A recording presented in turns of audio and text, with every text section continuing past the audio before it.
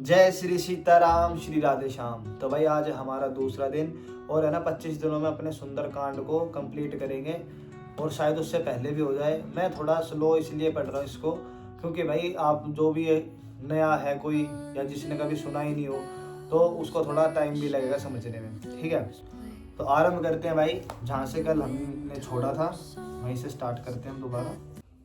पुर रखवारे देखी बहु कपि मन कीन्ह विचार, अति लघु रूप धरो निसी नगर करो पैसार। नगर के बहुसंख्यक रखवालों को देखकर हनुमान जी ने मन में विचार किया कि अत्यंत छोटा रूप धरूं और रात के समय नगर में प्रवेश करूं। तो भाई उन्होंने फिर अपना रूप बहुत छोटा कर लिया, मच्छर के समान। इसमें आगे अब जिक्र आएगा। मसक समान रूप कपि धरई, लंक कहीं चले उसुमरि नर हरि। नाम लंकनी एक निसचरी, सो कहाँ चले सिमोहि निंदरी। हनुमान जी मच्छर के समान छोटा सा रूप धारण कर नर रूप से लीला करने वाले भगवान श्री रामचंद्र जी का स्मरण करके लंका को चले। तो भाई इसमें कह रहे हैं कि श्री राम जी लीला मात्र के मनुष्य के रूप में आए तो इसलिए लीला करनी पड़ेगी। तो उनका काम करने के लिए मच्छर से ऐसा रूप बना लिया और वो लंका में प्रवेश करने लगे। लंका के द्वार पर लंकनी नाम की एक राक्षसी रहती थी। जा नहीं नहीं मर मूसठ मोरा, मोर आहार जहाँ लगी चोरा। मुठिका एक महाकपिहनि, रुधिर बमत धरनी ढनमनि। हे मूर्ख, तूने मेरा भेद नहीं जाना। जहाँ तक जितने चोर हैं वे सब मेरा आहार है। महाकपि हनुमान जी ने उसे एक घूंसा मारा जिससे वह खून की उल्टी करते हुए पृथ्वी पर लुढ़क पड़ी। तो हनुमान जी ने तो भाई भले ही मच्छर के जैसा रूप बना लिया था लेकिन वो उसकी सिक्योरिटी गार्ड थी, वो भी बहुत चौकन्नी। ठीक है, तो उसने देख ही लिया कि हनुमान जी जा रहे हैं। फिर उसने हनुमान जी को देखकर बोला कि जितने भी ये चोर है ना, मतलब जो भी लंका में प्रवेश करते हैं जो लंका के नहीं है वे उसका आहार है। पुनि संभारी उठी सो लंका, जोरी पानी कर बिनय सशंका। जब रावण ही ब्रह्मा बर दिनहा, चलत बिरच कह मोहि चिन्हा। वह लंकनी फिर अपने को संभाल कर उठी और डर के मारे हाथ जोड़कर विनती करने लगी। क्या विनती कर रही है? वह बोली, रावण को जब ब्रह्मा जी ने वर दिया था तब चलते समय उन्होंने मुझे राक्षसों के विनाश की पहचान बता दी थी।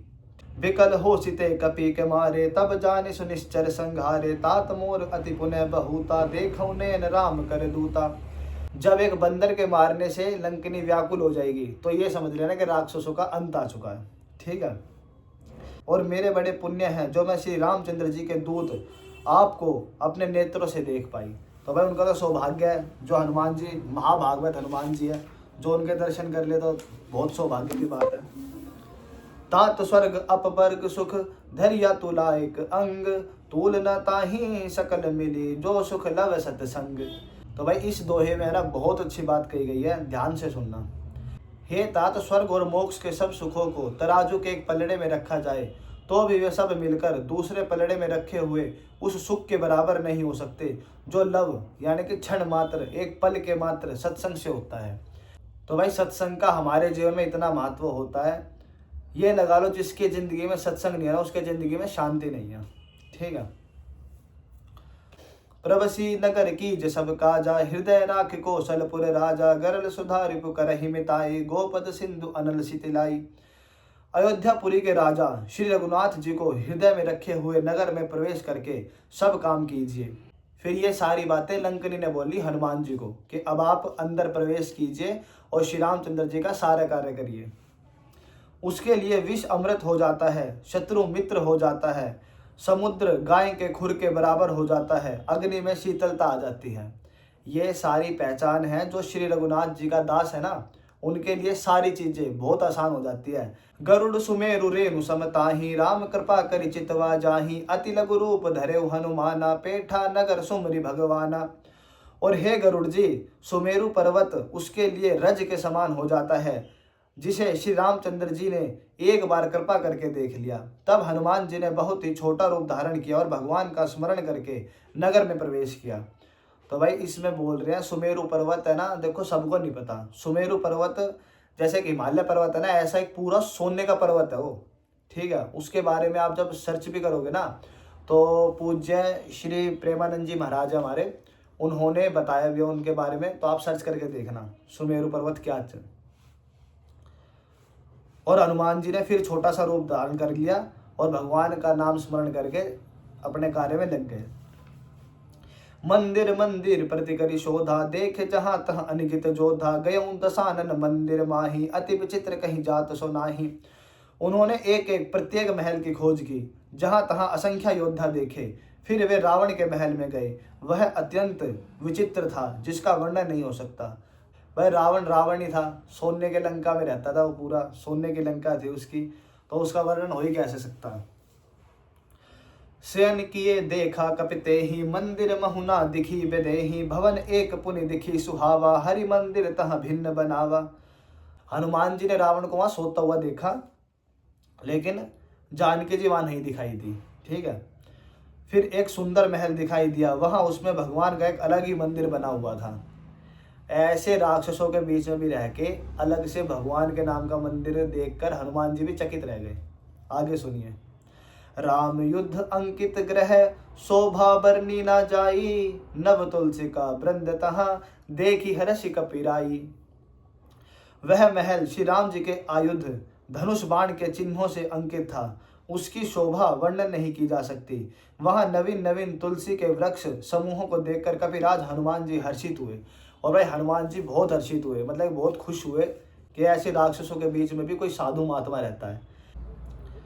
लंका निश्चर निकर निवासा, यहाँ कहाँ सज्जन कर बासा, मन महु तर्क करे कपिलागा, ते ही समय विभीषणु जागा। तो लंका तो राक्षसों के समूह का निवास स्थान है, यहाँ सज्जन साधु पुरुष का निवास कहाँ। हनुमान जी मन में इस प्रकार तर्क करने लगे, उसी समय विभीषण जागे। तो भाई पहले बता दूं मैं, वो विभीषण जी का घर था, ठीक है, जहाँ पर ये सारी चीज़ें थी।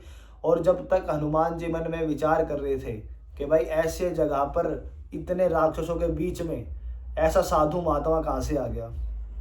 राम राम तेहि सुमिरन किन्हा, हृदय हर्ष कपि सज्जन चिन्हा, एहि सन हठी करहूँ पहिचानी, साधु ते होई न कारज हानि। तो अब आगे जो 2-3 पंक्तियां आएंगी ना, उनको ध्यान से सुनना। तो भाई जब विभीषण जी उठे तो उन्होंने राम नाम का स्मरण किया। हनुमान जी ने उन्हें सज्जन जाना और हृदय में हर्षित हुए। हनुमान जी ने विचार किया कि इनसे हट करके अपनी ओर से ही परिचय करूंगा, क्योंकि साधु से कार्य की हानि नहीं होती, लाभ ही होता है। तो भाई हनुमान जी ने मन में ये जान लिया कि इनसे मैं खुद मित्रता करूँगा, खुद पहचान करूँगा, इनसे नहीं पूछूंगा कि ये है कौन।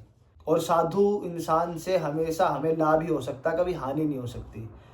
आजकल के लोग बहुत सारे उल्टी सीधी चीज़ों में हैं, ठीक है, उनको साधु महात्मा मतलब कि वो सब उनको पागल समझते हैं। तो भाई वैसे मैं एक बात बता दूं, खुद पागल है तो उनको पागल समझते हैं। विप्र रूप धरि बचन सुनाए, सुनत विभीषण उठी तहाँ आए, करि प्रणाम पूछी कुशलाई, विप्र कहूँ निज कथा बुझाई। ब्राह्मण का रूप धरकर हनुमान जी ने उन्हें वचन सुनाए, मतलब कि उनको बुलाया। हनुमान जी ने अपना रूप बदल लिया, ब्राह्मण का रूप धारण कर लिया। सुनते ही विभीषण जी उठकर वहां आए, प्रणाम करके कुशल पूछी और कहा कि हे ब्राह्मण देव, अपनी कथा समझा कर कहिए। तो विभीषण जी जैसे उठकर आए, उन्होंने प्रणाम किया हनुमान जी को और उन्होंने ये पूछा कि ब्राह्मण देव आप यहाँ कैसे, अपनी सारी कथा बताओ। कि तुम हरिदासन मह कोई, मोरे हृदय प्रीति अति होई, कि तुम राम दीनु अनुरागी, आयहु मोहि करन बड़ भागी। क्या आप हरि भक्तों में से कोई हैं? क्योंकि आपको देखकर मेरे हृदय में अत्यंत प्रेम उमड़ रहा है।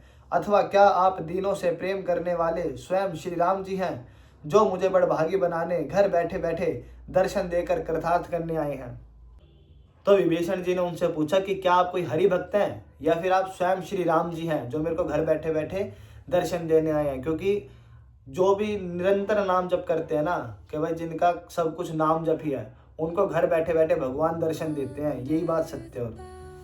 तो आज के 3 दोहे हमने अर्थ सहित आपको समझाए, ठीक है। अब हम मिलेंगे आपसे कल।